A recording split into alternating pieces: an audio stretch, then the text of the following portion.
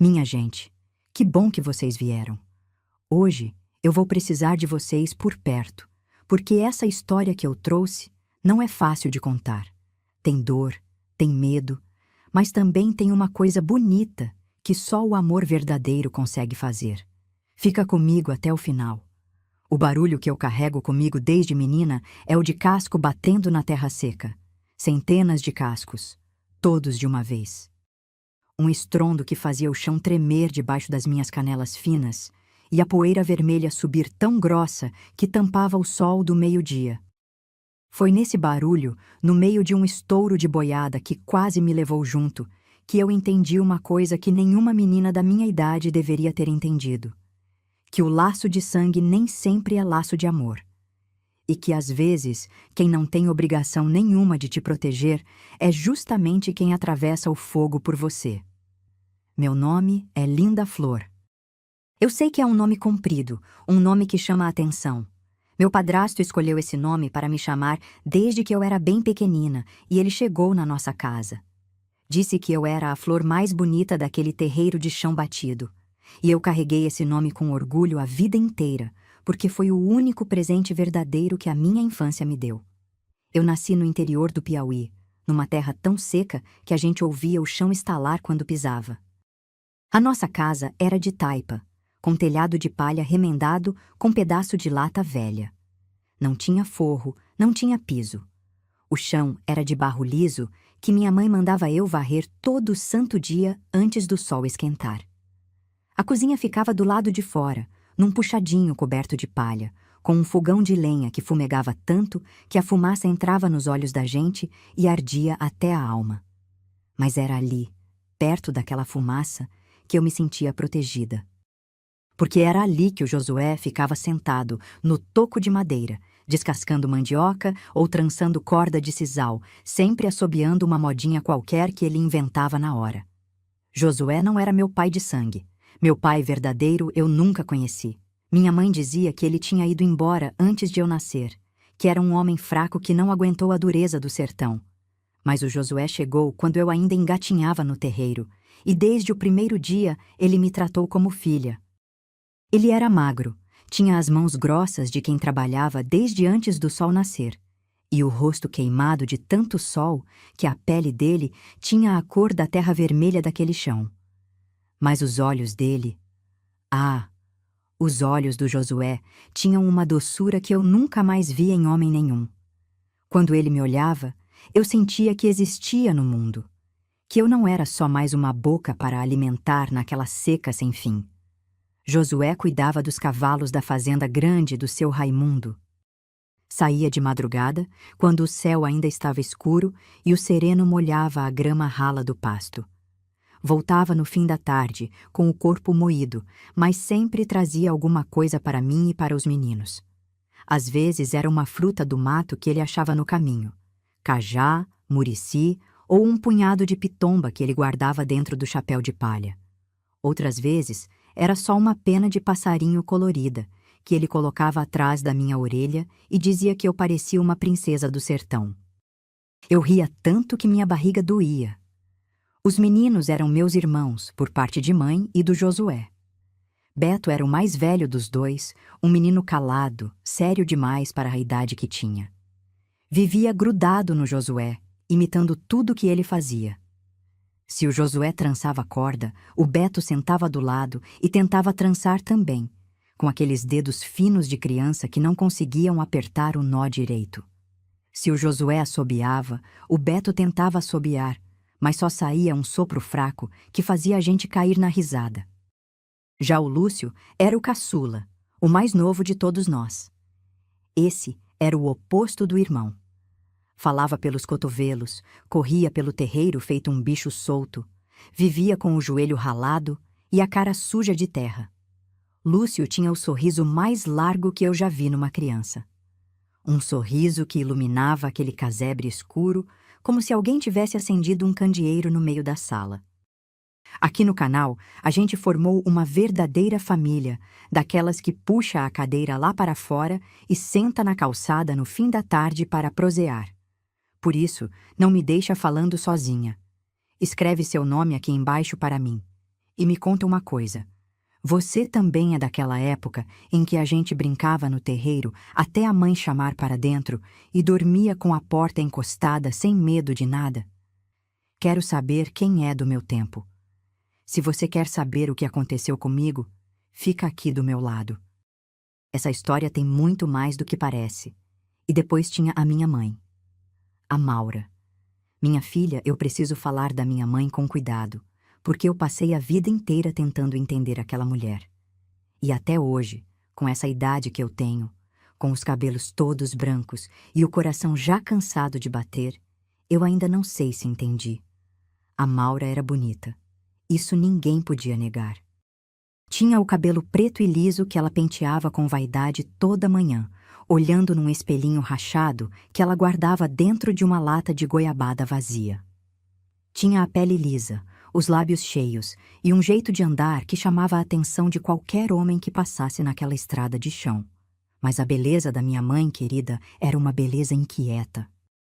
Uma beleza que não se conformava com aquele telhado de palha, com aquele fogão de lenha, com aquela vida de lavar roupa no riacho e cozinhar com o que tinha.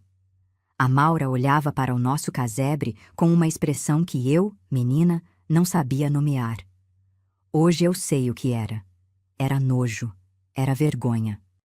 Ela suspirava pelos cantos, ficava horas na porta, olhando para a casa grande da fazenda, que ficava lá no alto do morro, com as janelas iluminadas à noite por lampião de querosene que brilhava de longe feito estrela caída.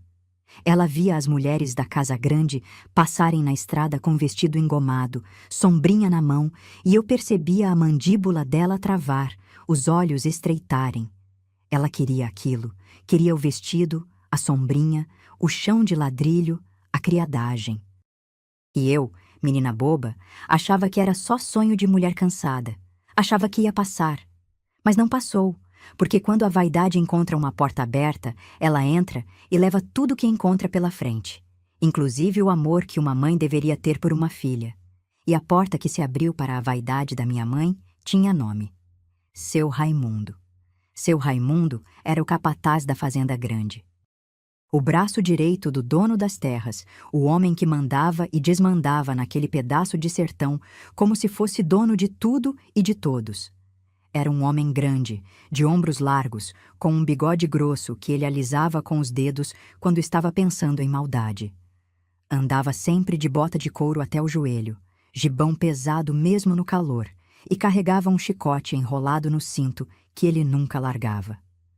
Os peões da fazenda abaixavam a cabeça quando ele passava. As mulheres do povoado atravessavam a rua para não cruzar com ele. Até os cachorros da fazenda encolhiam o rabo quando ouviam o barulho daquela bota pisando no cascalho. Eu tinha pavor daquele homem. Pavor de verdade, daquele que gela a barriga e faz a gente querer sumir. Toda vez que ele passava a cavalo perto da nossa casa, eu corria para trás do fogão e ficava ali, encolhida, sentindo o cheiro da fumaça e rezando baixinho para ele ir embora. E o pior é que nos últimos tempos, toda vez que ele passava, ele olhava para o nosso casebre de um jeito diferente. Não era o olhar de quem fiscaliza, era o olhar de quem calcula, de quem escolhe. E eu, sem saber, já tinha sido escolhida. A vida naquela região do Piauí era dura feito pedra de amolar. A gente não escolhia o que comer, comia o que a terra dava. E naquela época, a terra andava dando pouco. A seca tinha chegado mansinha, como sempre chegava, secando primeiro o riacho fino que passava atrás da nossa casa, depois matando o capim do pasto, depois rachando o chão do terreiro até parecer couro de jacaré velho. As galinhas pararam de botar. A mandioca que o Josué tinha plantado no início das águas murchou antes de criar raiz. E o silêncio da fome, que é diferente de qualquer outro silêncio, foi tomando conta do nosso casebre devagarzinho, como fumaça que entra por debaixo da porta. O Josué nunca reclamava. Ele acordava antes de todo mundo, quando o céu ainda tinha aquela cor de cinza fria, e ia para a fazenda grande cuidar dos cavalos do seu Raimundo. Voltava no fim do dia com as costas molhadas de suor e um cheiro forte de couro e capim pisado. Sentava no toco de madeira perto do fogão, tirava o chapéu de palha e passava a mão no rosto devagar, como se estivesse limpando o cansaço. Eu ficava olhando para ele de longe, encostada no batente da porta, e sentia uma coisa no peito que na época eu não sabia o que era. Hoje sei. Era gratidão misturada com medo. Gratidão por ele estar ali, e medo de que um dia ele fosse embora também, igual ao meu pai verdadeiro. Mas o Josué não ia embora. Mesmo nos dias mais difíceis, quando a panela ficava no fogo só com água e um punhado de farinha rala, ele dava um jeito de inventar alguma coisa para os meninos rirem. Pegava um pedaço de madeira e talhava um cavalinho torto para o Lúcio. Ensinava o Beto a fazer armadilha de passarinho com graveto e barbante. Não para pegar, ele fazia questão de explicar, mas para aprender a ter paciência. E para mim, ele guardava sempre o melhor: as histórias. Toda noite, depois que a Maura apagava o candeeiro e ia dormir, o Josué ficava sentado na porta da casa, com a lua alumiando o terreiro, e me contava casos do tempo dele de menino. Histórias de onça que rondava o curral, de rio que enchia de repente e levava tudo, de homem valente que enfrentou cobra grande no meio do mato. Eu sentava no chão de terra, com o queixo apoiado nos joelhos, e ouvia sem piscar. Aquelas histórias eram o meu tesouro. Eram maiores do que qualquer vestido engomado, maiores do que qualquer chão de ladrilho, porque naquelas histórias eu era alguém. Eu era a menina que o Josué achava importante o bastante para sentar e conversar no fim do dia, quando o corpo dele já não aguentava mais nada. A Maura não participava desses momentos. Ela ficava dentro de casa, deitada na rede, abanando o rosto com um leque de palha que ela mesma tinha trançado. Às vezes, eu ouvia ela suspirar tão fundo que parecia que o ar do mundo inteiro não era suficiente para encher o peito daquela mulher. A minha mãe vivia numa insatisfação que não tinha fundo. Era como poço seco. Por mais que chovesse, nunca enchia. Durante o dia, enquanto o Josué estava na fazenda, a Maura fazia as coisas da casa com uma pressa raivosa. Lavava a roupa batendo com tanta força na pedra do riacho que as peças voltavam com marca de tanto esfregão. Varria o terreiro, levantando uma nuvem de poeira vermelha que ficava pairando no ar quente. Cozinhava o pouco que tinha sem nenhum carinho, jogando as coisas na panela como se cada ingrediente fosse um insulto. E entre uma tarefa e outra, ela parava, olhava para as próprias mãos, mãos que já tinham um calo de tanto trabalho, e eu via a raiva subir no rosto dela, feito brasa acesa. A Maura tinha vergonha da nossa vida, vergonha do telhado remendado, vergonha da roupa desbotada que a gente usava, vergonha de não ter um espelho inteiro para se olhar. Quando alguma vizinha passava na frente da nossa casa, a Maura esticava o corpo, arrumava o cabelo e forçava um sorriso que não chegava nos olhos. Mas quando a vizinha sumia na curva da estrada, o sorriso caía, e a expressão que ficava era uma coisa escura, pesada, que fazia eu sentir um frio na espinha mesmo com o sol rachando lá fora. Eu lembro que uma vez, a mulher do feitor da fazenda passou pela nossa porta montada numa mula mansa, com um vestido de chita florido e um lenço de seda amarrado no pescoço. A Maura ficou parada na porta, olhando aquela mulher passar. Não disse nada. Mas quando voltou para dentro, pegou o espelhinho rachado da lata de goiabada, olhou para o próprio rosto e resmungou para ela mesma que não tinha nascido para aquela vida. Eu estava ali perto, socando milho no pilão, e ouvi. Não entendi direito o que ela queria dizer, mas alguma coisa naquele resmungo me arrepiou inteira, como vento frio de madrugada em noite quente. O Josué sabia que a Maura não era feliz. Ele tentava, do jeito dele, silencioso e manso. Trazia para ela uma flor do campo quando achava no caminho. Consertava a rede que estava frouxa. Uma vez ele passou um tempão talhando um pente de madeira para ela pentear o cabelo, porque o pente velho tinha quebrado. Quando ele entregou, com aquele sorriso tímido de homem que não sabe dizer palavra bonita, a Maura olhou para o pente, virou de um lado, virou do outro e guardou dentro da lata sem dizer obrigada. O Josué ficou ali parado, com a mão ainda estendida no ar, e eu vi os ombros dele caírem devagar, como se alguém tivesse tirado um pedaço dele por dentro. Eu lembro que chorei escondida nessa época, com o rosto enfiado no pano velho que servia de travesseiro. Não chorei por mim. Chorei pelo Josué, porque eu era menina, mas já entendia que tem rejeição que machuca mais do que tapa.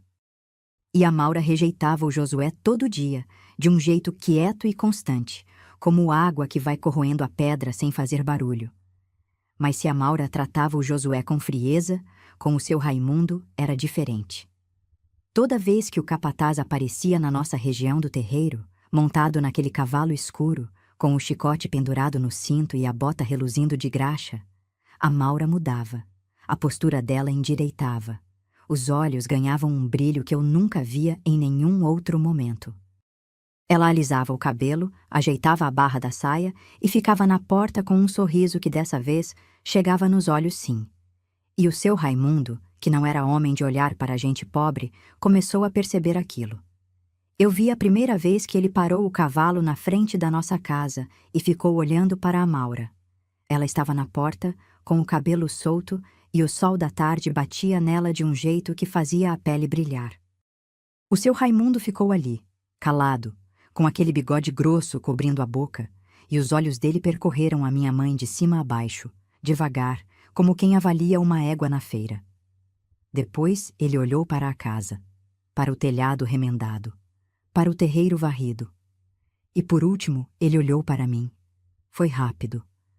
Não durou mais que o tempo de um suspiro. Mas eu senti. Senti o peso daquele olhar em cima de mim, como se alguém tivesse colocado uma pedra no meu peito. Não era o olhar de um homem para uma criança. Era o olhar de quem faz conta. De quem soma e diminui e chega num resultado que só interessa a ele. Eu larguei o pilão e corri para o fundo do quintal, para perto da cerca de varas, onde as galinhas magras ciscavam no chão duro. Fiquei ali até o barulho do cavalo sumir na estrada. E quando voltei, a Maura estava sentada na porta, com o espelhinho na mão, sorrindo para o próprio reflexo. Num desses fins de tarde, o Josué chegou mais cansado que de costume. Sentou no toco, tirou o chapéu e me chamou para perto. Eu sentei do lado dele e encostei a cabeça no braço suado. Ele não falou nada por um tempo. Só ficou ali, olhando para o terreiro escuro, com o grilo cantando e o cheiro de mato seco entrando pelo nariz da gente. Depois, bem baixinho, quase como se estivesse falando sozinho, ele me pediu que se alguma coisa estranha acontecesse por ali, que eu ficasse sempre perto dele. Sempre. Eu não entendi, mas concordei com a cabeça e apertei o braço dele com as duas mãos. E algo dentro de mim soube, antes mesmo da minha cabeça entender, que aquele pedido não era conversa de pai com filha na hora de dormir. Era aviso.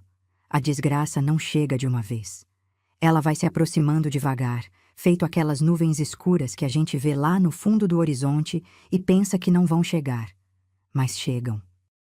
E quando chegam, a gente percebe que já estava debaixo da chuva faz tempo, só não queria enxergar. O seu Raimundo começou a aparecer mais perto da nossa casa. Antes ele passava a cavalo pela estrada principal, de longe, e a gente só ouvia o trote e o estalo do chicote que ele carregava no cinto. Mas com o tempo, ele foi mudando o caminho. Passou a cortar pelo terreiro da nossa casa, devagar, com o cavalo escuro pisando forte na terra seca. E toda vez que passava, ele diminuía o passo bem na frente da nossa porta. Olhava para dentro, olhava para a Maura e olhava para mim. Eu comecei a perceber que a Maura ficava diferente nos dias em que o seu Raimundo aparecia. Ela acordava mais cedo, penteava o cabelo com mais capricho, passava um pano úmido no rosto e no pescoço e ficava rondando a porta da frente como quem espera visita. Eu achava estranho, mas não falava nada. Menina, naquela época, não falava. Menina observava, guardava e engolia seco. Teve uma época em que o seu Raimundo começou a mandar coisas para a nossa casa. Primeiro foi um pedaço de carne de sol, embrulhado num pano grosso, que um dos peões trouxe e deixou na nossa porta sem dizer palavra. A Maura pegou aquela carne como se fosse ouro. Cozinhou com um cuidado que eu nunca tinha visto ela ter com comida nenhuma. Temperou com alho, com pimenta, com um cheiro verde que ela arrancou do canteiro da vizinha. E quando serviu, separou o melhor pedaço e guardou num prato coberto, que ficou em cima do fogão sem ninguém tocar. Eu perguntei para quem era aquele prato, e ela me mandou calar a boca com um olhar tão duro que eu recuei para o canto da cozinha e não abri mais o boca. Depois da carne, veio um saco de farinha branca, daquela boa, que a gente não comprava porque não tinha condição. Depois, veio um corte de tecido florido, com estampa de flor miúda em fundo amarelo claro. A Maura pegou aquele tecido e alisou com as 2 mãos, encostou no rosto, fechou os olhos e respirou fundo, como se estivesse cheirando perfume caro. Eu vi o Josué olhando aquilo da porta do puxadinho, com o rosto fechado e o queixo travado. Ele não disse nada, mas a mão dele, que estava segurando um pedaço de corda de sisal, apertou com tanta força que os nós dos dedos ficaram esbranquiçados. Eu sentia que alguma coisa estava se armando naquela casa, feito armadilha de caçar tatu que a gente não vê no mato até pisar em cima. O ar mudou. O jeito que a Maura olhava para o Josué mudou. Antes era frieza, agora era impaciência, como se ele fosse um estorvo no caminho dela. E o jeito que ela olhava para mim também mudou. Às vezes eu pegava ela me observando de longe, com uma expressão que eu não conseguia decifrar. Não era carinho. Não era raiva. Era uma coisa calculada, parecida com o olhar que o seu Raimundo tinha quando avaliava o gado na feira. O Beto também sentia. Ele era calado, mas era esperto. Começou a ficar mais grudado em mim, me seguindo pelo terreiro, sentando do meu lado quando eu ia buscar água no riacho que ainda restava. Não falava nada, mas a presença dele ali do lado me dizia que ele também tinha percebido que o vento tinha mudado dentro da nossa casa. Só o Lúcio, que era pequeno demais, continuava correndo pelo quintal, sem notar que o mundo dos adultos estava se rachando bem debaixo dos nossos pés. Eu me lembro que o Josué mudou nessa época também. Ele parou de assobiar. Eu não percebi na hora, porque a gente se acostuma com os sons da casa e só nota quando eles somem. Mas um dia eu estava perto do fogão e percebi o silêncio. Não tinha modinha, não tinha assovio, não tinha cantarolar baixinho. O Josué trabalhava calado, com o rosto duro e os olhos fundos de quem não dormia direito. Ele chegava da fazenda mais tarde e às vezes ficava do lado de fora, encostado no mourão da cerca, olhando para a estrada como se estivesse esperando alguma coisa ruim aparecer. E quando ele me via, tentava forçar um sorriso que não enganava ninguém, muito menos eu, que conhecia cada ruga do rosto daquele homem. A coisa estourou quando menos se esperava. Eu estava no quintal, perto do pilão, quebrando milho seco que o Josué tinha trazido da fazenda. O sol já estava baixando e as sombras das árvores se esticavam pelo chão feito dedos compridos. Eu ouvi o barulho de cavalo se aproximando e o corpo inteiro enrijeceu. Era o trote pesado do cavalo do seu Raimundo, aquele som que eu já reconhecia de longe e que fazia meu estômago embrulhar. Ele parou na frente da casa, mas dessa vez não ficou em cima do cavalo. Desceu. Amarrou o cavalo no mourão da cerca e caminhou até a porta com aquelas botas que faziam a terra estalar. A Maura já estava lá, como se soubesse que ele vinha. Eu fiquei atrás do pilão, encolhida, tentando ouvir. Os dois se afastaram para o lado da casa, perto do pé de juazeiro que dava sombra no terreiro, e ficaram ali um tempo que pareceu uma eternidade. Eu não ouvi tudo. A distância e o vento levavam embora parte das palavras, mas ouvi o suficiente para o chão sumir debaixo de mim. Ouvi o seu Raimundo falar em casamento, ouvi ele falar em mim, e ouvi a Maura, a mulher que me pariu, responder sem hesitar, num tom que não tinha tremor nenhum, que estava de acordo. O seu Raimundo queria me levar, queria me ter como esposa, e em troca, ele prometia para a Maura um lugar na casa grande. Quarto próprio, comida farta, roupa nova, respeito no povoado. Tudo o que a Maura sempre sonhou, tudo o que ela enxergava de longe com aqueles olhos famintos de vaidade. E o preço daquilo tudo era eu.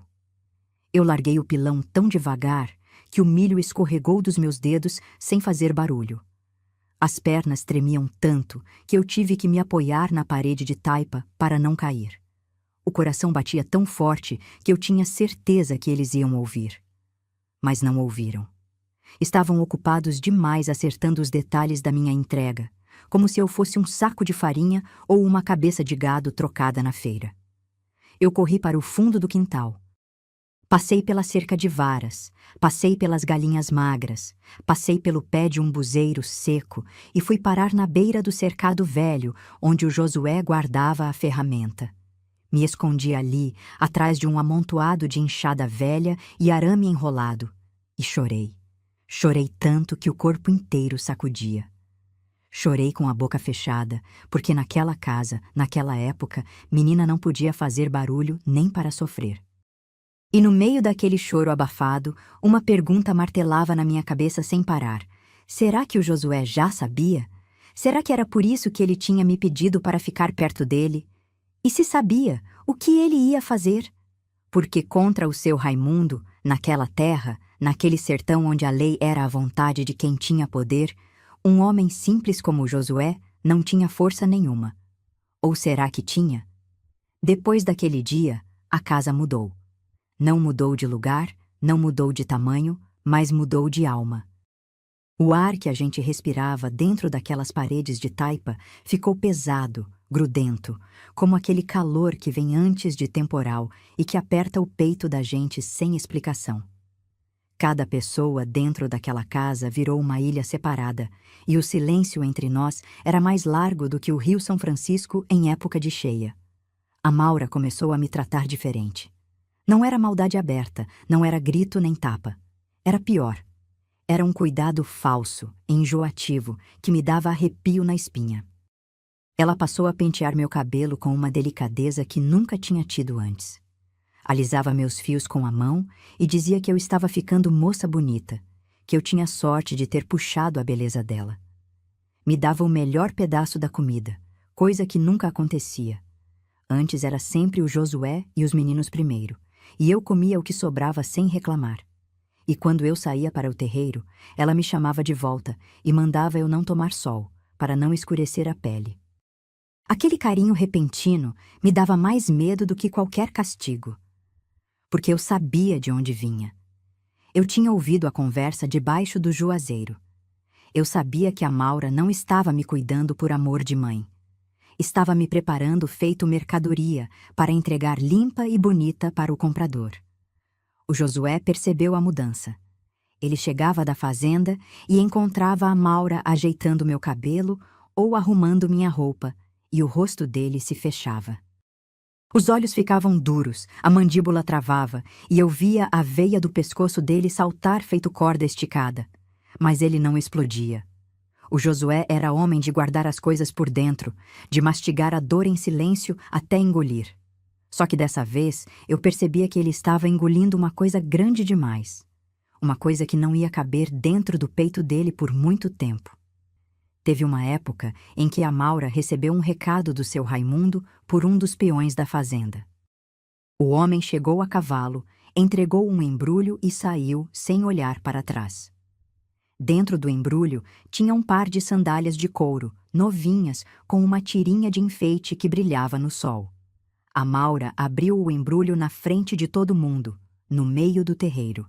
Tirou as sandálias, virou de um lado, virou do outro e depois olhou para mim com um sorriso que me gelou o sangue. Ela se abaixou, pegou o meu pé e tentou calçar a sandália em mim.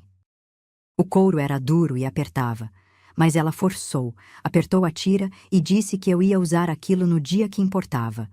Eu puxei o pé de volta com tanta força que a sandália voou e caiu na poeira.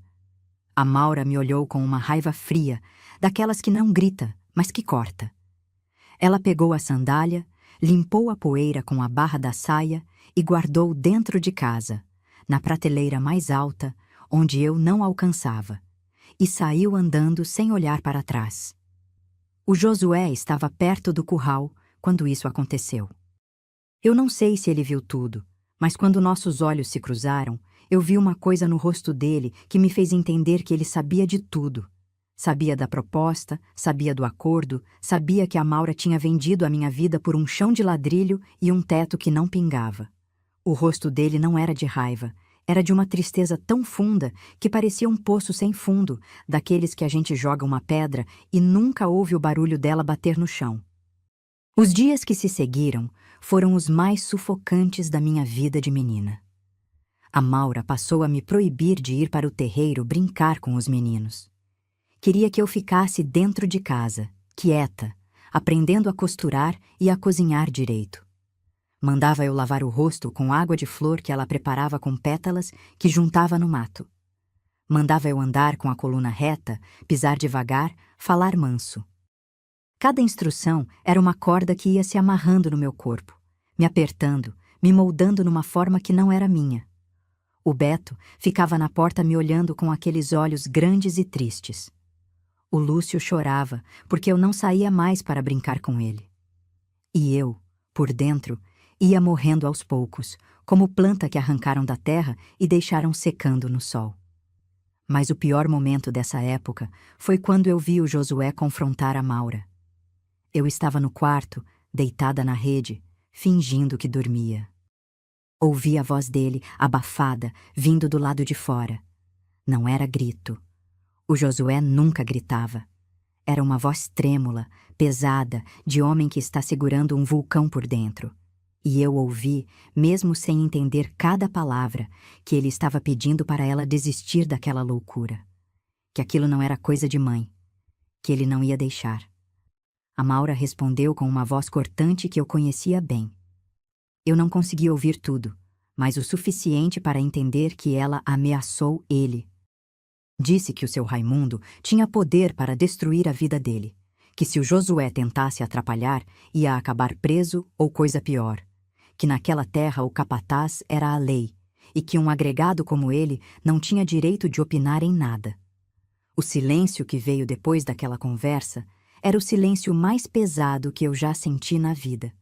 Era como se o ar tivesse virado chumbo e a casa inteira estivesse afundando devagar num pântano escuro. Eu fiquei na rede com os olhos abertos, olhando para o teto de palha, sentindo as lágrimas escorrerem pelo canto do rosto sem limpar. E uma parte de mim, a parte de menina que ainda acreditava que mãe é sinônimo de proteção, morreu ali naquela rede, naquele silêncio. Mas outra parte nasceu. Uma parte dura, feita de medo e de esperança misturados. Porque eu lembrei do que o Josué tinha me pedido, para ficar sempre perto dele. E naquele momento, eu entendi que aquilo não era um conselho. Era um plano. O Josué estava tramando alguma coisa. Eu não sabia o quê. Mas o jeito que ele olhava para a estrada, o jeito que ele observava o curral da fazenda quando passava, o jeito que ele media as distâncias com os olhos quando achava que ninguém estava vendo, tudo aquilo me dizia que dentro daquele homem calado e simples, uma decisão estava sendo tomada. Uma decisão que ia mudar tudo. E eu, menina assustada, sozinha dentro daquela casa que já não era minha, fiz a minha própria decisão. Eu ia ficar perto do Josué, custasse o que custasse. A gente sabe quando o tempo está se fechando contra a gente. Não precisa ninguém avisar. O corpo sente, a pele arrepia, o estômago se encolhe igual criatura encurralada. E eu, menina do sertão, criada no meio de bicho e de mato, sabia ler os sinais tão bem quanto sabia ler o céu antes da chuva. E todos os sinais daquela casa estavam me dizendo a mesma coisa. O tempo estava acabando. A Maura começou a arrumar a casa com um capricho que nunca teve. Varreu o terreiro inteiro, espalhou areia branca na entrada, lavou a frente da porta com água que a gente mal tinha para beber. Pegou o corte de tecido florido que o seu Raimundo tinha mandado e começou a costurar à noite, na beira do candeeiro, com os dedos rápidos e a boca apertada de concentração. Eu observava de longe, da minha rede, com o peito tão apertado que mal conseguia respirar, porque eu sabia para quem era aquela roupa. Eu sabia que aqueles pontos de agulha estavam costurando o meu destino numa forma que eu não escolhi. Ela costurou um vestido. Simples, mas bem feito, com a estampa de flor miúda em fundo amarelo claro. Quando ficou pronto, ela segurou no ar Esticou as costuras, conferiu a bainha e guardou pendurado num prego da parede, coberto com um pano limpo para não sujar. Parecia roupa de defunto esperando o enterro. E de certo modo era, porque a menina que eu era ia morrer no dia em que vestisse aquilo. Os preparativos da Maura ficavam cada vez mais visíveis. Ela passou a separar coisas numa trouxa que ia crescendo no canto do quarto. O espelhinho rachado, o pente que o Josué tinha talhado e que ela nunca agradeceu, um pedaço de sabão de coco que ela guardava para a ocasião especial e um frasco pequeno de água de cheiro que apareceu na nossa casa sem explicação, provavelmente mais um agrado do seu Raimundo. Aquela trouxa era a mudança da Maura. Ela já estava com um pé na casa grande, mesmo antes de eu ser entregue. Na cabeça dela, o negócio já estava feito. E o seu Raimundo também mostrava que a coisa era séria. Ele passou a mandar mais presentes, agora maiores, mais pesados. Um saco de arroz branco que a gente não via fazia tempo. Uma lata de banha de porco que cheirava a gordura limpa. Uma garrafa de querosene para o candeeiro. E cada presente que chegava, a Maura recebia com aquele sorriso satisfeito de quem sabe que está ganhando o jogo. Ela nem tentava esconder mais. Guardava tudo à vista, como se quisesse que o Josué visse, que os meninos vissem, que eu visse. Como se estivesse dizendo sem abrir a boca que a decisão estava tomada e que ninguém ia mudar aquilo. O Josué via tudo. Mas a reação dele não era a que eu esperava. Ele não gritava, não quebrava as coisas, não batia na mesa. Ele ficava quieto, com aquela quietude de homem que está juntando lenha por dentro para uma fogueira que ninguém ainda consegue ver. E eu comecei a notar coisas. Coisas pequenas, que quem não conhecia o Josué não ia reparar, mas que para mim eram visíveis que nem pegada fresca na lama. Ele mudou o caminho que fazia para ir à fazenda. Antes ia pela estrada principal, direto. Agora ele dava uma volta maior, passando pela beira da rodovia que cortava a região, aquela estrada de chão larga por onde passavam os caminhões que iam para o norte. Eu sei disso porque uma vez fui buscar graveto no mato e vi ele parado na beira daquela rodovia, olhando para os dois lados, medindo alguma coisa com os olhos que eu não entendia. Quando ele me viu, mudou de direção rápido e fingiu que estava procurando lenha. Mas eu percebi. Outra coisa que eu percebi foi o jeito que ele observava o curral da fazenda grande. O curral ficava num terreno cercado perto da estrada, com uma porteira grossa de madeira que os peões trancavam com um travessão pesado. Dentro daquele curral ficavam dezenas de bois, apertados, agitados pelo calor, batendo o casco na terra e mugindo baixo. O Josué passava perto do curral todo dia no caminho da fazenda, mas agora ele diminuía o passo, olhava para a porteira, olhava para a tranca, olhava para os bois. E eu via os lábios dele se moverem devagar, como se estivesse fazendo conta na cabeça. Eu não juntei as peças na hora. Eu era menina, estava com medo, estava sufocada pela certeza de que em pouco tempo iam me arrancar dali e me jogar nos braços de um homem que me causava pavor. Mas alguma coisa no fundo da minha cabeça, uma vozinha teimosa que não se calava, me dizia que o Josué não era homem de ficar parado vendo a desgraça acontecer. Ele podia ser pobre, podia ser agregado, podia não ter terra nem nome naquele sertão. Mas ele tinha uma coisa que o seu Raimundo, com toda a sua bota reluzente e todo o seu chicote enrolado, nunca ia ter. Ele tinha amor. E amor, quando é de verdade, inventa saída onde não existe porta. Nessa mesma época, o Beto adoeceu. Pegou uma febre que não passava, ficou tremendo na rede, com o corpo quente e os olhos vidrados. A Maura mal olhou para ele. Mandou eu dar um chá de qualquer mato e foi cuidar da trouxa dela no canto do quarto. Foi o Josué que passou a noite inteira acordado, pondo pano molhado na testa do menino, soprando a pele quente dele, murmurando palavras mansas que eu não conseguia ouvir, mas que faziam o Beto se acalmar e fechar os olhos. Eu fiquei sentada no chão, do outro lado da rede, segurando a mão do Beto por baixo do pano que servia de cobertor. E ali, naquela madrugada abafada, com o cheiro de suor e de erva fervida enchendo a casa, eu olhei para o Josué e ele olhou para mim. Nenhum de nós falou. Mas naquele olhar passou tudo o que precisava passar. Ele estava me dizendo que não ia me abandonar, que eu era filha dele, sangue ou não sangue, papel ou não papel, e que ele ia fazer o que precisasse ser feito. A febre do Beto baixou. Ele melhorou em poucos dias e logo já estava de pé, calado como sempre, seguindo o Josué pelo terreiro. Mas alguma coisa naquela noite de vigília me mudou por dentro. Eu deixei de ser só uma menina com medo. Eu virei uma menina com medo que confiava em alguém. E essa diferença, querida, é a diferença entre afundar e continuar nadando, porque a tempestade estava chegando. E quando ela chegasse, só ia sobrar quem tivesse alguém para segurar a mão. Tem hora na vida da gente que o medo para de ser medo e vira outra coisa. Não sei explicar direito. É como quando a gente segura a respiração debaixo da água por tempo demais e o corpo para de lutar e aceita. Não é paz. Não é conformidade. É uma espécie de silêncio por dentro que vem quando a gente entende que o pior já foi decidido e que só resta esperar ele chegar. Eu entrei nesse silêncio nos dias que antecederam a minha entrega. A Maura já andava pela casa com um ar de dona, organizando tudo com uma pressa alegre que me revirava o estômago. Ela lavou meu cabelo com sabão de coco e água morna que esquentou no fogão, coisa que nunca tinha feito. Passou os dedos nos meus fios com uma suavidade que em outro tempo teria me feito chorar de alegria, mas que agora me dava náusea. Enquanto lavava, ela cantarolava uma cantiga velha, dessas que as mães cantam para as filhas quando estão felizes. E aquilo, querida, aquilo era o que mais doía, porque a Maura estava feliz. Genuinamente feliz. Feliz de um jeito que eu nunca tinha visto em todos os anos que vivi debaixo daquele teto. E a felicidade dela era feita da minha desgraça.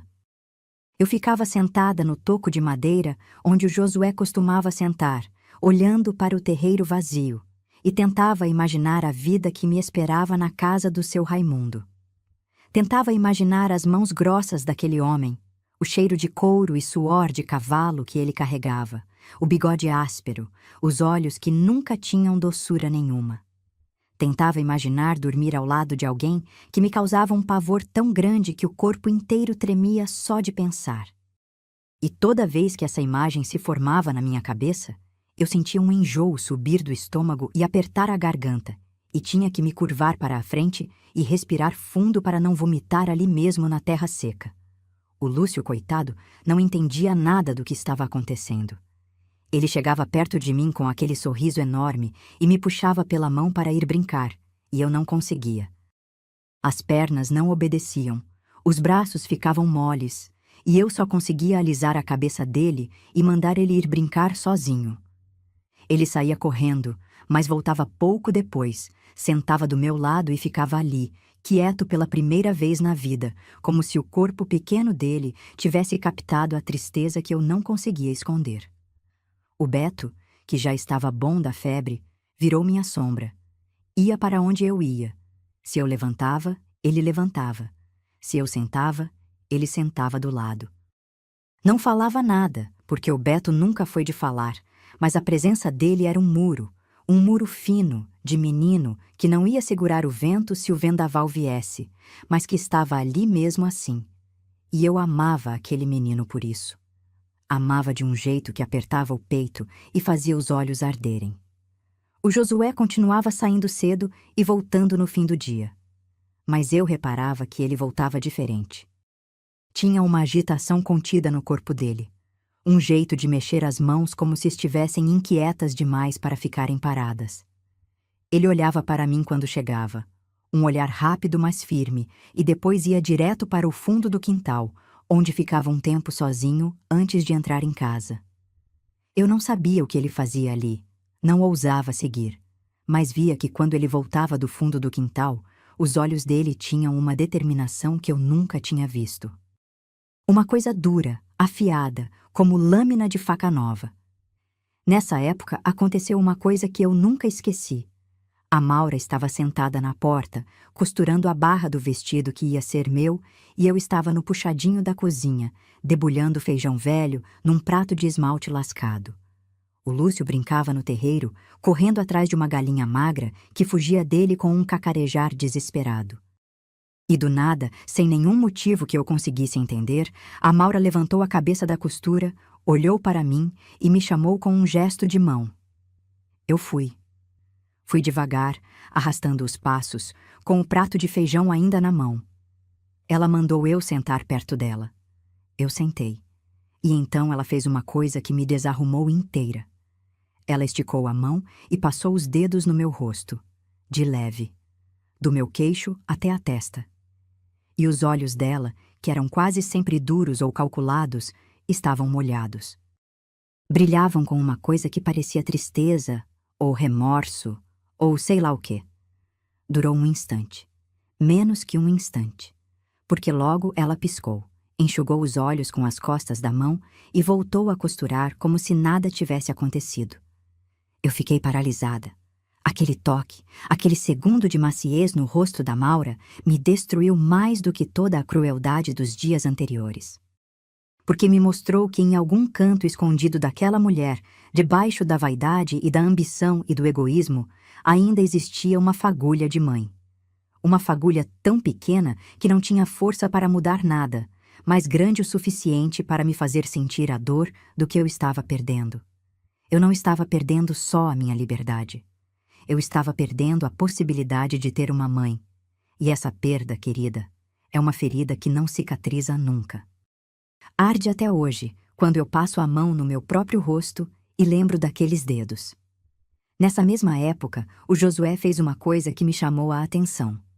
Ele juntou num saco de estopa as poucas coisas que importavam: a faca de cortar sisal, um cantil de água, uns pedaços de rapadura enrolados em folha de bananeira e a corda de laço que ele usava na fazenda. Escondeu tudo atrás do cercado velho, no fundo do quintal, coberto com palha seca. Eu vi. Ele não sabia que eu vi, mas eu vi.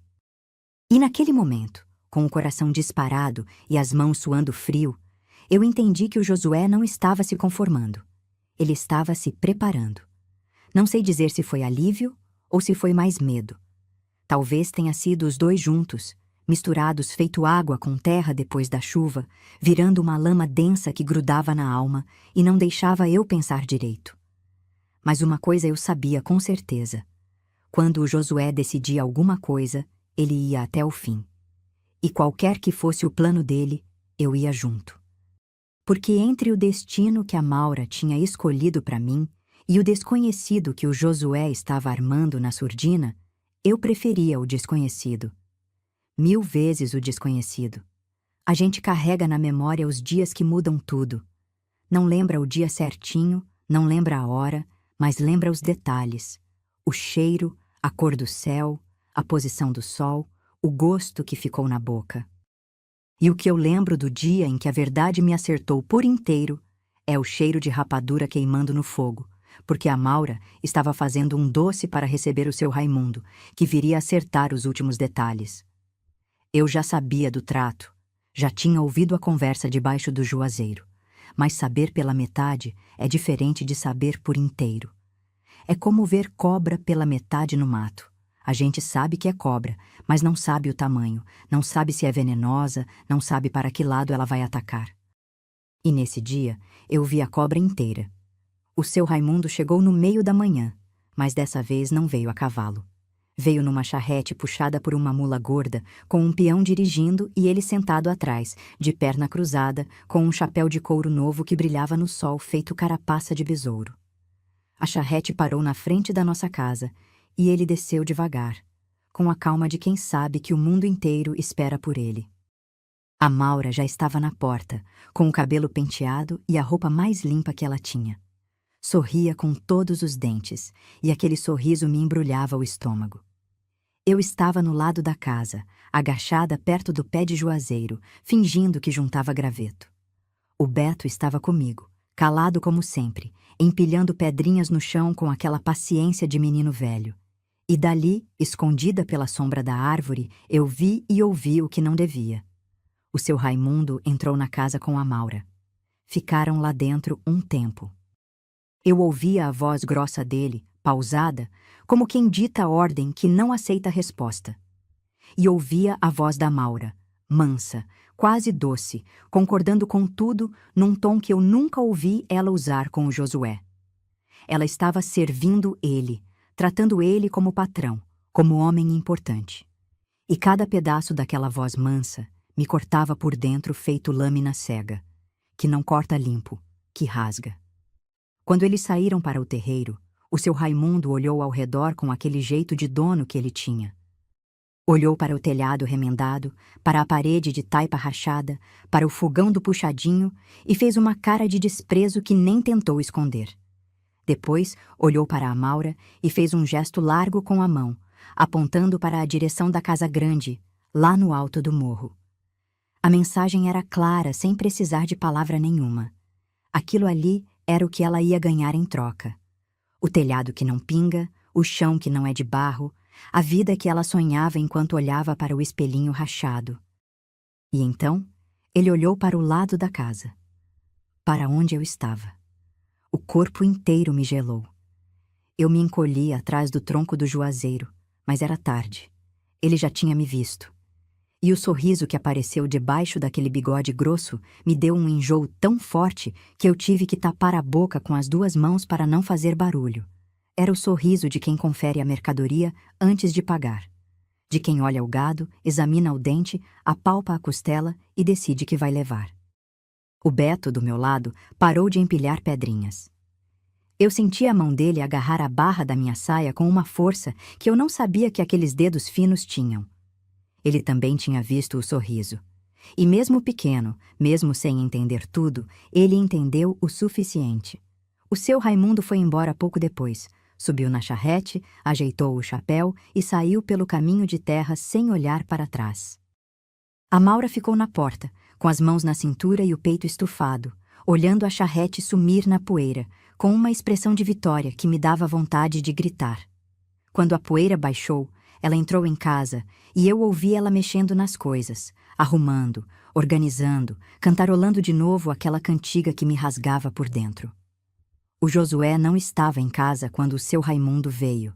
Estava na fazenda, trabalhando. Mas quando voltou no fim do dia, bastou ele olhar para o terreiro, as marcas de roda da charrete na terra, a areia branca espalhada, o cheiro adocicado de rapadura que ainda pairava no ar, para entender que a visita tinha acontecido. O rosto dele se fechou. Não de raiva, de resolução. Era o rosto de um homem que acabou de ouvir o sino tocar e sabe que a hora chegou. Pouco tempo depois da visita da charrete, o Josué me encontrou no fundo do quintal. Eu estava sentada perto do cercado velho, abraçando os joelhos, com o rosto inchado de tanto chorar escondido. Ele chegou devagar, se abaixou perto de mim e ficou ali, em silêncio, do meu lado. O cheiro dele era de suor, de terra, de couro de cavalo, o cheiro de segurança, o cheiro de casa verdadeira. Ele não falou o que ia fazer. O Josué nunca foi homem de explicar as coisas antes de fazer. Mas ele fez uma coisa que me disse tudo sem precisar de palavra. Ele tirou de dentro da camisa um pedaço de pano amarrado, abriu na minha frente e me mostrou. Dentro tinha uns trocados miúdos, moedas gastas que ele juntou sabe Deus como, e um pedaço de papel dobrado que parecia ser algum tipo de mapa ou anotação de caminho. Ele me mostrou, guardou de volta dentro da camisa e me olhou nos olhos com uma firmeza que eu sinto até hoje quando fecho os meus e lembro. Eu entendi. Não precisou mais nada. Ele ia me tirar dali. Ia tirar eu e os meninos.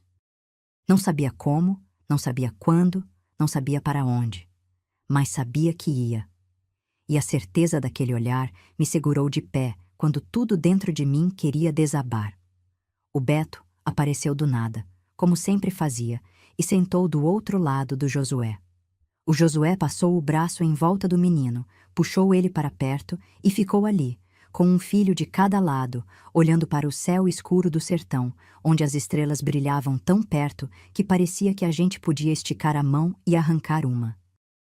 Lúcio já dormia na rede, com aquele sono pesado de criança que ainda não sabe que o mundo pode ser cruel. E eu agradeci a Deus naquele momento por ele ser pequeno demais para entender. Porque o que ia acontecer nos dias seguintes não era coisa para a criança ver. Não era coisa para ninguém ver. Mas a vida no sertão nunca pediu licença para ser dura. E a parte mais dura ainda estava por vir. Eu acordei com o cheiro de sabão de coco e água de cheiro. A Maura estava de pé antes do sol, o que era raro para uma mulher que gostava de esticar na rede até a claridade entrar pela fresta da janela. Mas naquele dia, ela se levantou no escuro, acendeu o candeeiro e começou a se arrumar com um cuidado que eu nunca tinha visto. Penteou o cabelo devagar, dividiu no meio, prendeu com um grampo de metal que eu não sabia que ela tinha. Vestiu a saia mais limpa, a blusa sem remendo e passou um pouco da água de cheiro atrás das orelhas e nos pulsos. Ela estava se preparando para uma festa.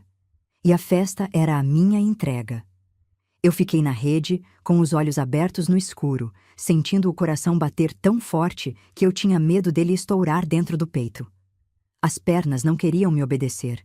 O corpo inteiro estava gelado, mesmo com o calor que já começava a subir da terra antes mesmo do sol aparecer.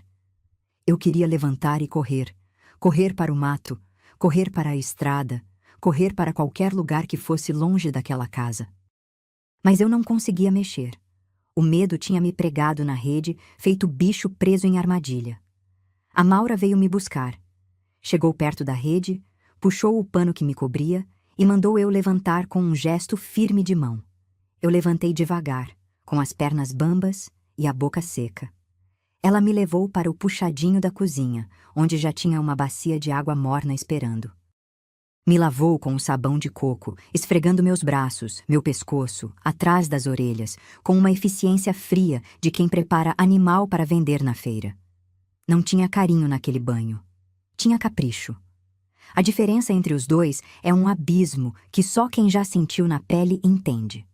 Depois do banho, ela me enxugou com o pano mais limpo da casa, me sentou no toco de madeira e penteou meu cabelo molhado até os fios ficarem lisos e brilhando.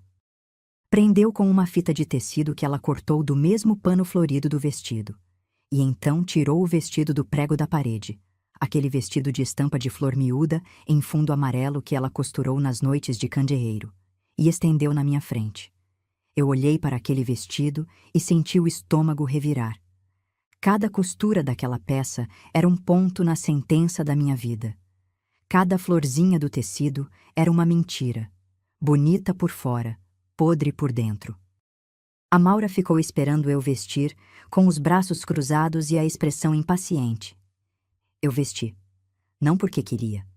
Porque as pernas não tinham mais força para correr e a voz não tinha mais ar para gritar.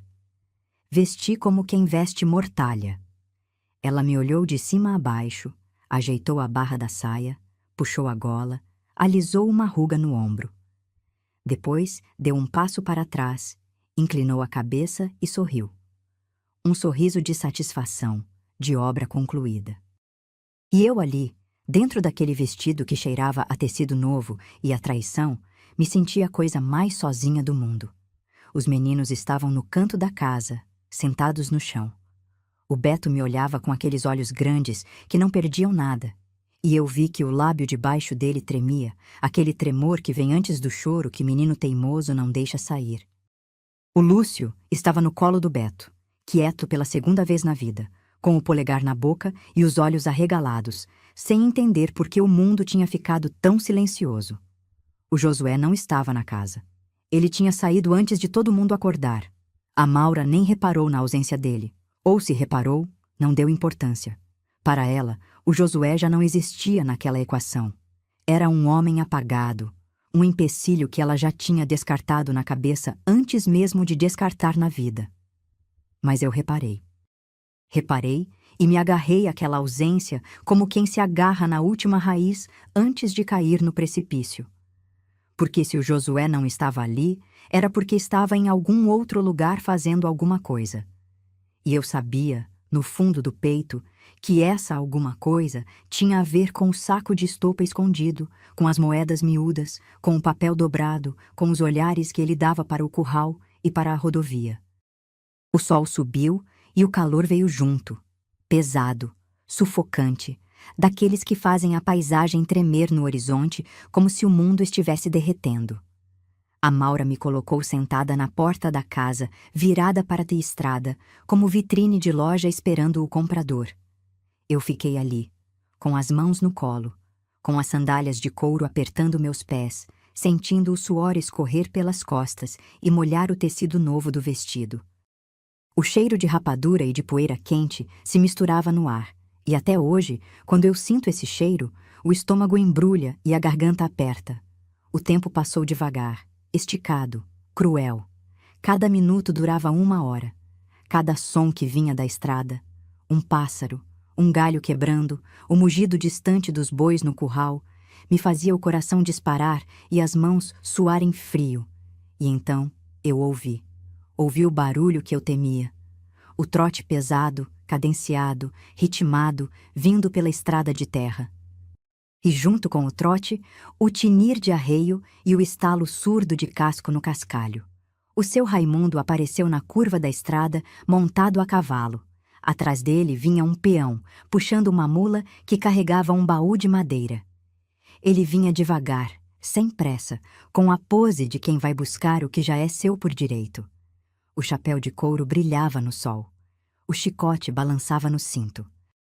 E os olhos dele, quando me encontraram sentada na porta, se estreitaram com uma satisfação que me fez querer enfiar no chão e sumir.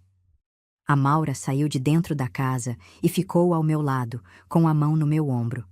Não para me proteger, mas para me manter no lugar, como se segura a rédea de um animal nervoso. E eu senti os dedos dela apertarem minha pele com uma firmeza que dizia sem palavras: não tente correr. O seu Raimundo parou o cavalo na frente da casa. Desceu com aquela calma pesada de homem acostumado a ser obedecido. Olhou para a Maura e fez um aceno curto de cabeça, como quem cumprimenta sócio de negócio. Depois olhou para mim e deu um passo na minha direção. Foi nesse momento que eu ouvi outro som. Um som que vinha de longe, do lado da fazenda, abafado pelo calor e pela distância. Um som que no começo parecia trovão de chuva seca, rolo surdo no horizonte. Mas que foi crescendo, crescendo, ficando mais forte, mais perto, mais claro. Até que a terra debaixo dos meus pés começou a tremer. E eu soube, antes de ver, o que era aquele som. O chão tremeu primeiro. Depois veio o barulho. Um estrondo surdo que foi crescendo feito trovoada presa dentro da terra.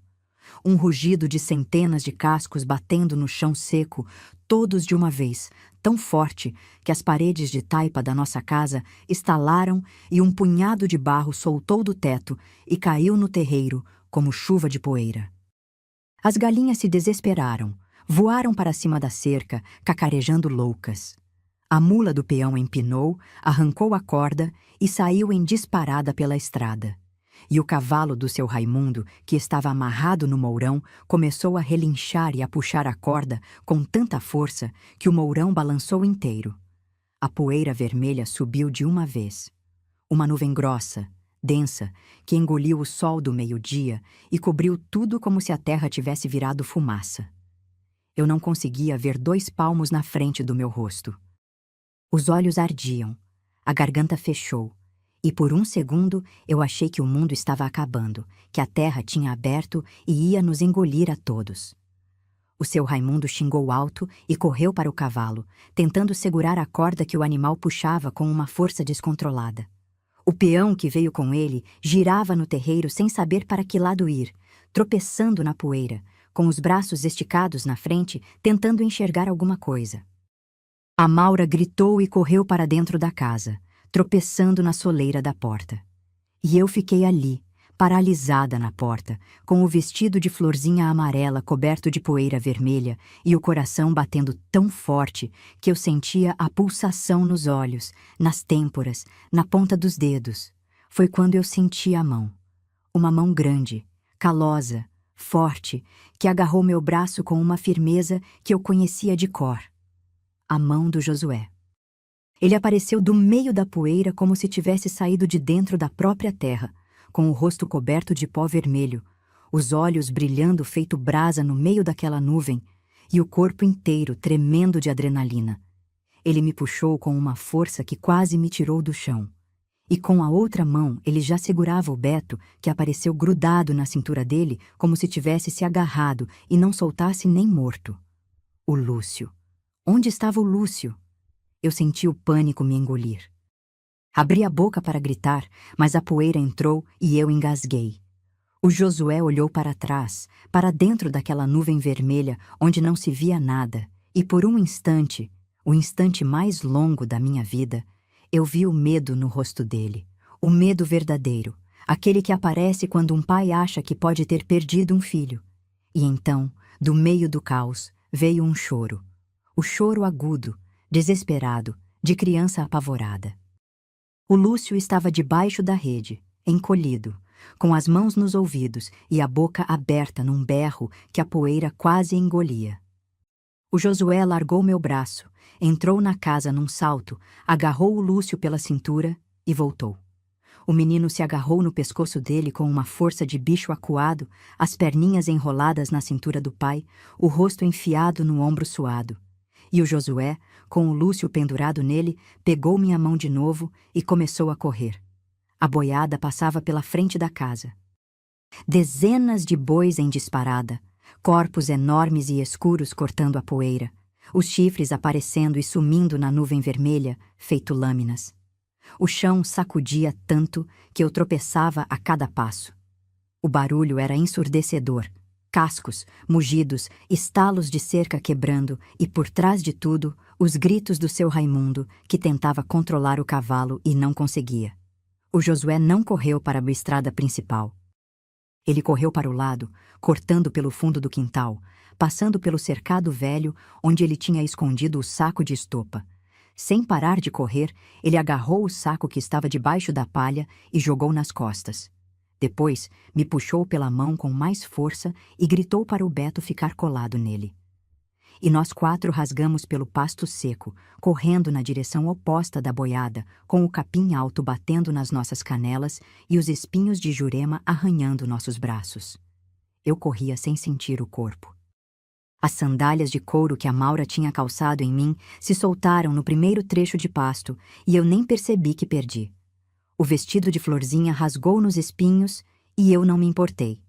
A única coisa que existia no mundo era a mão do Josué apertando a minha e o som dos passos dele na minha frente, firmes, decididos, de homem que sabe exatamente para onde está indo.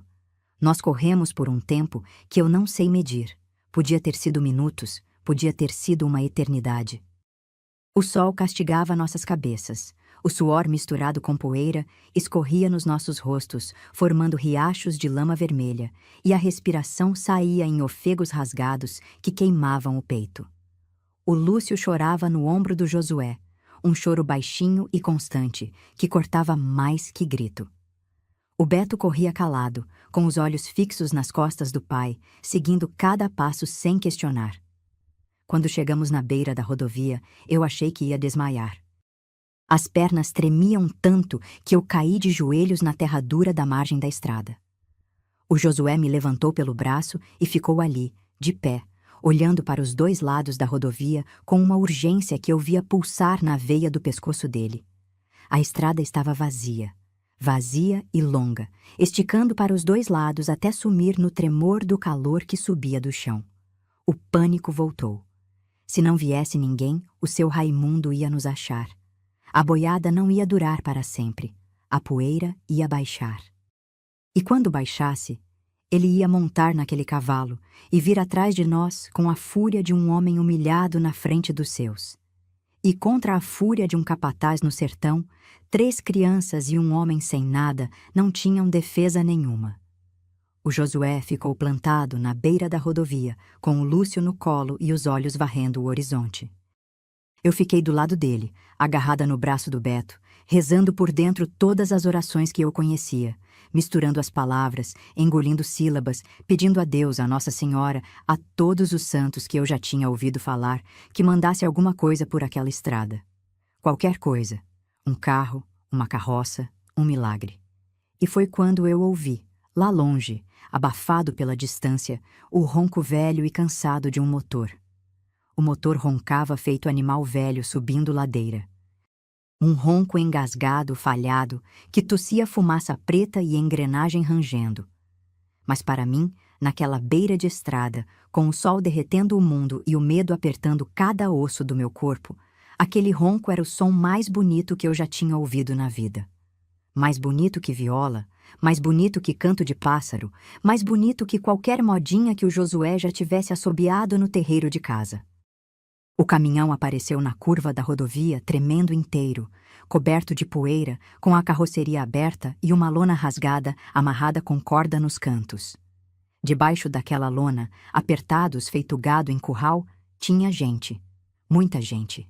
Homens, mulheres, crianças, velhos, todos com a mesma cara de cansaço e de esperança misturados, todos com trouxas de roupa no colo, todos indo para algum lugar que eles não sabiam se ia ser melhor, mas que não podia ser pior do que o lugar de onde vinham. Era um pau de arara. Aqueles caminhões que levavam os retirantes do sertão para as cidades grandes, espremidos na carroceria, aguentando sol, poeira, fome e sede, trocando o certo pelo duvidoso, porque o certo já não dava mais para aguentar. O Josué largou o Lúcio no meu colo e correu para o meio da estrada. Ficou ali, com os braços abertos, as pernas plantadas na terra, o corpo magro e suado tremendo de exaustão, mas firme feito mourão de cerca.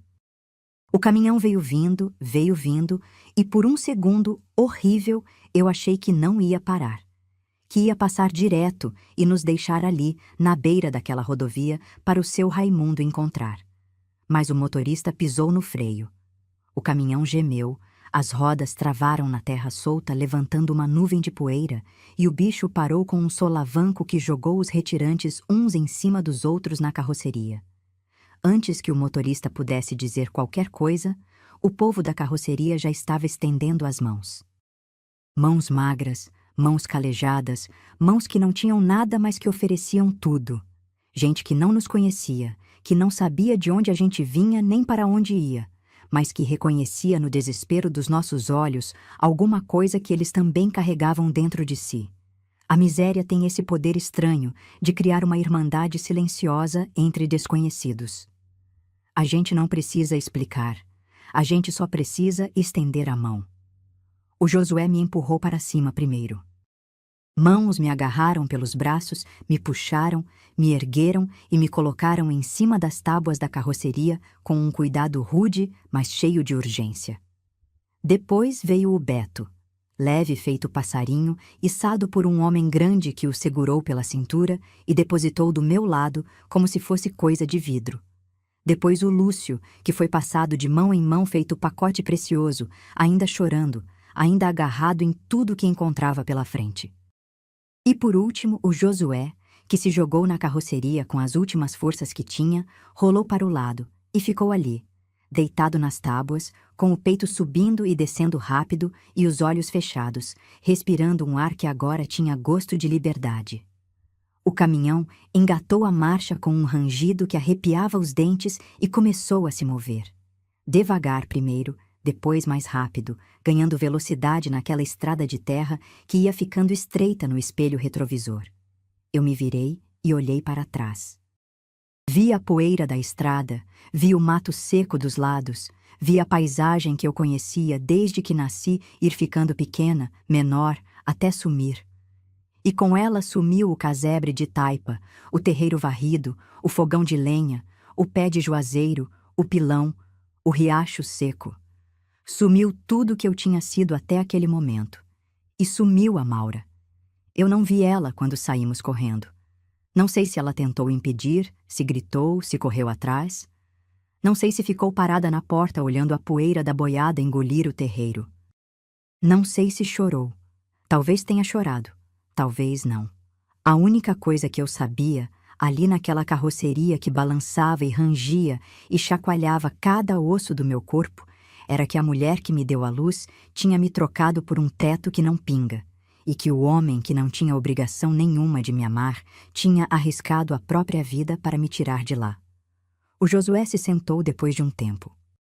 Encostou as costas na lateral da carroceria, puxou o Lúcio para o colo e fez um gesto para eu e o Beto chegarmos perto. Nós nos amontoamos em volta dele, os 4 grudados, suados, cobertos de poeira vermelha, com os corpos doendo e a alma rasgada.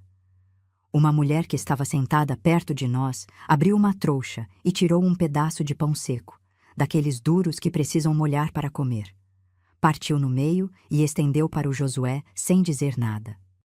Ele pegou, partiu em 4 pedaços e deu um para cada um de nós. O pão estava velho, ressecado, com gosto de farinha e de poeira. Mas eu juro, querida, juro por tudo que é sagrado, que nunca na minha vida eu comi nada mais gostoso do que aquele pedaço de pão seco, partido pela mão de uma desconhecida que dividiu o pouco que tinha com gente que não conhecia. O Lúcio dormiu no colo do Josué antes do sol se pôr. O Beto dormiu encostado no meu ombro, com a mão ainda segurando a barra da camisa do pai. E eu fiquei acordada, olhando o céu mudar de cor, do dourado forte para o alaranjado, do alaranjado para o rosa, do rosa para o escuro da noite que foi chegando devagar, cobrindo o sertão feito manta de lã grossa. As estrelas foram aparecendo uma por uma, e eu fiquei ali, balançando na carroceria, com o vento quente batendo no rosto e o cheiro de mato e de motor diesel entrando no nariz. E pensei que aquele céu era o mesmo céu que cobria a nossa casa, lá no Piauí. O mesmo céu que eu olhava sentada do lado do Josué, na porta do casebre. Mas agora eu estava olhando ele de um lugar diferente, de um lugar que se movia, de um lugar que ia para frente.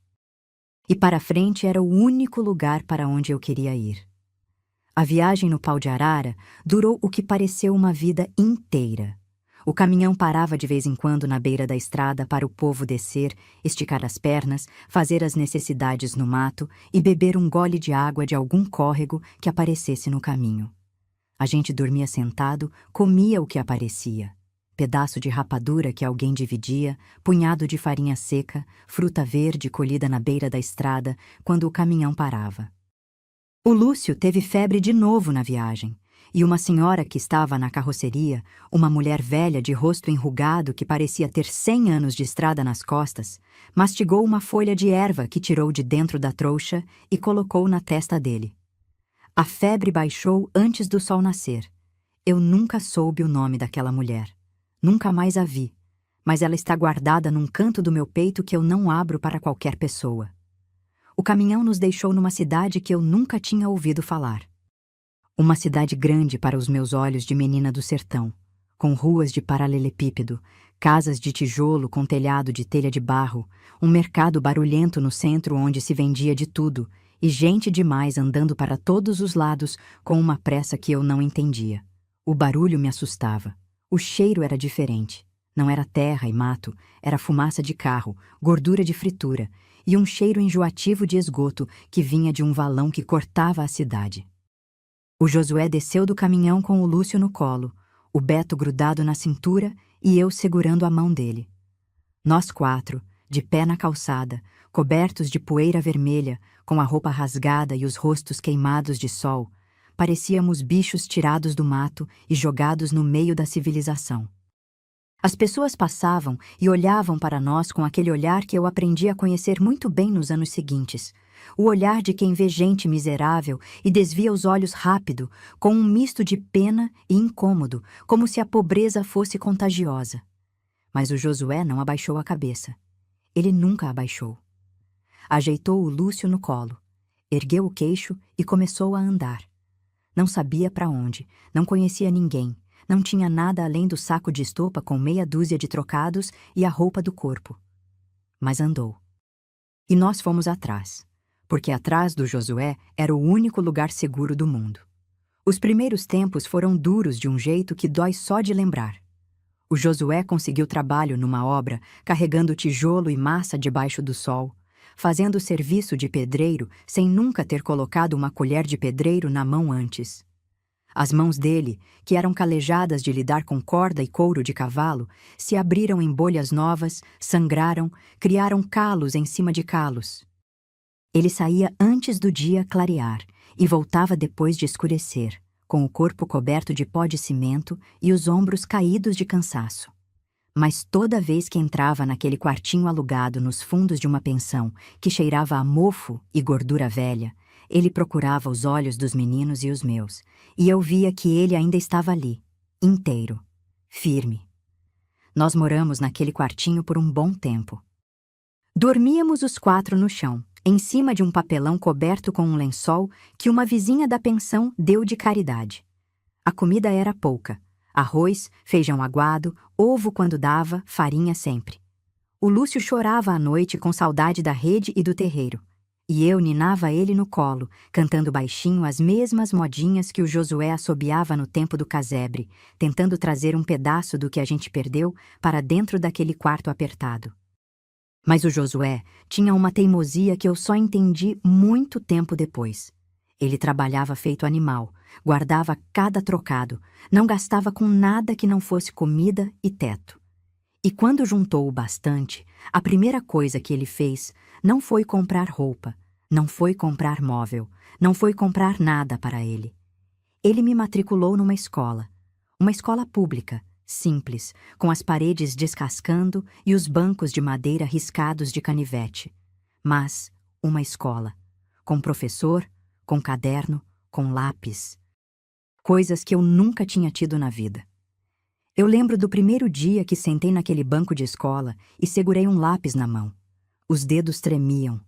A mão não sabia como pegar aquele troço fino e fazer ele desenhar letras no papel. As outras crianças eram menores que eu e já sabiam escrever o nome. E eu ali, grandona no meio delas, sem saber fazer um A direito. A vergonha queimava o rosto. Mas toda vez que a vergonha apertava, eu lembrava das mãos do Josué sangrando no cimento para eu estar ali. E a vergonha virava outra coisa. Virava combustível. Eu aprendi a ler, aprendi a escrever, aprendi a fazer conta.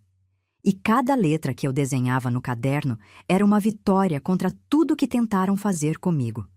Contra o seu Raimundo e a bota reluzente dele. Contra a Maura e a vaidade cega dela. Contra a pobreza que queria me manter de joelhos para o resto da vida. Cada página do caderno era um passo para longe daquele vestido de florzinha amarela que eu vesti feito mortalha e que ficou rasgado nos espinhos do pasto do Piauí. Os anos foram passando e a vida foi se arrumando devagar, do jeito que a vida se arruma quando a gente não desiste. O Josué foi aprendendo o ofício de pedreiro e ficou bom naquilo. Tão bom que os donos das obras começaram a procurar ele pelo nome. O Beto cresceu calado como sempre, mas forte, e começou a trabalhar cedo, ajudando o Josué nas obras. O Lúcio, que tinha o sorriso largo e a língua solta, virou vendedor de fruta na feira do mercado e ganhava mais em gorjeta de senhora encantada com a simpatia dele do que no preço da fruta em si. E eu continuei estudando. Terminei a escola, aprendi a costurar, consegui trabalho numa fábrica de roupas da cidade. E foi ali, naquela fábrica barulhenta que cheirava a tecido novo e óleo de máquina, que eu conheci o homem que virou meu marido. Mas essa parte da história fica para o final, porque antes de falar de alegria, eu preciso contar o que aconteceu quando o passado bateu na nossa porta de novo. Porque o passado sempre volta, querida. Pode demorar, pode vir disfarçado, pode chegar manso, mas volta. O passado veio num fim de tarde qualquer, sem aviso, sem carta, sem recado. Veio na forma de um homem magro que apareceu na porta da pensão onde a gente ainda morava, perguntando pelo Josué. Era um tropeiro que fazia a rota entre o sertão e a cidade, levando e trazendo mercadoria e notícia de um canto para o outro. Alguém lá do Piauí tinha pedido para ele procurar um tal de Josué que tinha fugido com 3 crianças, e o tropeiro, de tanto perguntar, acabou achando. A notícia que ele trouxe era sobre a Maura. O seu Raimundo, depois que a poeira da boiada baixou e ele percebeu que a mercadoria dele tinha fugido, ficou com uma fúria que o povoado inteiro sentiu. Mas a raiva dele não se voltou contra nós, que já estávamos longe demais para alcançar. Se voltou contra a Maura. Na cabeça daquele homem, ela era a responsável. Ela que prometeu e não entregou. Ela que fez ele passar vergonha na frente do peão. E homem como o seu Raimundo não aceita vergonha. Cobra. Sempre cobra. Ele não deu para a Maura nada do que tinha prometido. Nem o quarto na Casa Grande, nem a roupa nova, nem o respeito no povoado. Pelo contrário, espalhou pelo povoado que a Maura era mulher sem palavra, que tinha feito trato e não cumpriu. E no sertão daquele tempo, fama ruim era sentença. As portas se fecharam. As vizinhas que antes paravam para conversar passaram a atravessar a rua quando viam a Maura. Ela ficou sozinha naquele casebre de taipa, sem marido, sem filhos, sem ninguém. Com o telhado que continuava pingando, o fogão que continuava fumegando e o espelhinho rachado que agora refletia um rosto que ninguém mais queria olhar. Eu senti uma coisa estranha quando ouvi aquilo. Não foi alegria. Não foi vingança. Foi uma tristeza funda, misturada com uma raiva velha que eu achava que já tinha passado, mas que ainda estava ali, guardada num canto escuro do peito, feito brasa coberta de cinza que reaviva com qualquer sopro de vento. A Maura era minha mãe. E por mais que ela tivesse feito o que fez, por mais que ela tivesse me olhado como moeda de troca e sorrido enquanto me entregava, uma parte de mim, a parte mais teimosa e mais boba do meu coração, ainda sentia falta dela. Ainda lembrava dos dedos dela passando no meu rosto naquela vez, daquele segundo de maciez que apareceu e sumiu como estrela cadente. O Josué ouviu a notícia calado. Ficou um tempo olhando para o chão, com as mãos apoiadas nos joelhos e os ombros curvados. Depois levantou a cabeça, respirou fundo e foi trabalhar. Não comentou. Não julgou. Não falou mal da Maura, nem naquele dia, nem em nenhum outro dia da vida dele. E eu aprendi com ele, mais uma vez, que a grandeza de um homem não se mede pelo tamanho da terra que ele pisa, mas pelo tamanho do silêncio que ele é capaz de manter quando teria todo o direito de gritar. A vida seguiu. E foi na fábrica de roupas, como eu disse, que eu conheci o meu marido. Um homem quieto, trabalhador, que consertava as máquinas da fábrica e que começou a aparecer perto da minha mesa de costura todo dia, com um copo de café na mão e um sorriso tímido que me lembrava.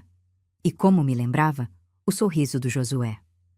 Nós nos aproximamos devagar, do jeito que as coisas boas se aproximam quando a gente já apanhou demais e tem medo de abrir o peito de novo. Ele foi paciente, esperou. E quando eu finalmente disse que aceitava, ele chorou. Homem feito, com mão de mecânico e ombro largo, chorando feito menino porque uma costureira retirante disse que queria ficar com ele. Nós casamos numa cerimônia simples, numa igrejinha pequena que cabia pouca gente. O Josué me levou até o altar. Ele vestiu a melhor roupa que tinha. Uma camisa branca que o Beto comprou para ele na feira, engomada com tanto capricho que as dobras ficaram marcadas feito navalha. E quando ele me entregou na frente do padre e soltou a minha mão, eu vi os olhos dele brilharem. Não era tristeza. Era a felicidade de quem plantou no meio da seca e viveu para ver a flor abrir. Eu dei 3 filhos para o meu marido. E cada um deles, quando nasceu, foi colocado nos braços do Josué antes de qualquer outra pessoa. Porque avô era ele, pai era ele. O homem que me deu nome, que me deu estudo, que arriscou a vida por mim num estouro de boiada e que carregou meus irmãos num pau de arara para o desconhecido, só com um punhado de trocados e uma coragem que eu até hoje não sei de onde veio. O Josué viveu para ver os netos crescerem. Viveu para sentar na porta da casa que ele mesmo construiu, tijolo por tijolo, com as mãos que sangraram no cimento, e assobiar de novo aquelas modinhas que eu achava que tinha esquecido. Viveu para ver o Beto se tornar mestre de obras respeitado. Viveu para ver o Lúcio abrir um comércio na feira e encher aquele lugar de risada com a simpatia dele. Viveu para ver a linda Flor, A menina que ele achou no terreiro de chão batido e chamou de Flor. Virar mulher feita, mãe, avó, dona de casa própria, com o nome escrito na placa da porta. E a Maura. Muitos anos depois, quando o rancor já tinha se transformado numa coisa mais mansa, mais cansada, eu mandei notícia para ela. Mandei dizer que estava bem, que os meninos estavam bem, que a vida tinha seguido. Ela mandou resposta. Poucas palavras pelo que me contaram, mas mandou.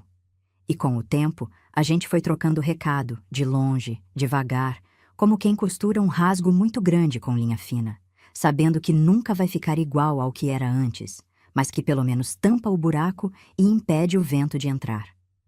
Eu não sei se perdoei a Maura por inteiro. Acho que perdão inteiro é coisa que a gente fala, mas que o coração demora para concordar. Mas eu fiz as pazes com a lembrança dela. Guardei a mãe que ela poderia ter sido num lugar separado da mãe que ela foi. E nos dias em que a saudade aperta, eu não penso na mulher que me entregou. Penso nos dedos dela no meu rosto, naquele segundo de maciez. E isso me basta. Fazer essa idade que eu tenho é olhar para trás sem rancor, mas com os olhos bem abertos.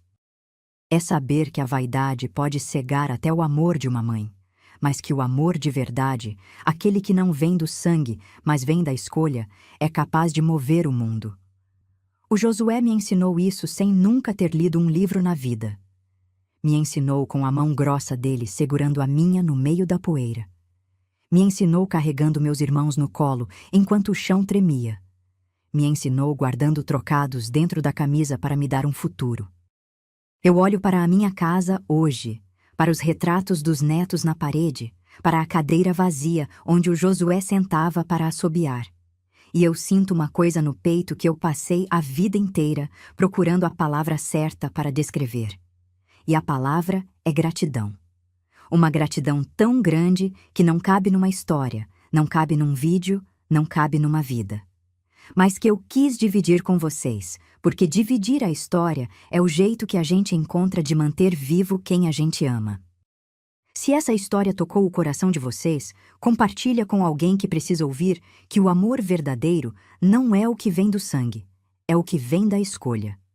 E se vocês conheceram um Josué na vida de vocês, um homem ou uma mulher que escolheu amar sem obrigação, escreve o nome dessa pessoa aqui embaixo. Porque gente assim merece ser lembrada. Gente assim merece ter o nome escrito em todo lugar. Você já viu alguém trocar o amor da família por dinheiro ou luxo e, no fim, acabar sozinho chorando o leite derramado? Conta para mim aqui embaixo se você também acredita que o plantio é livre, mas a colheita é obrigatória.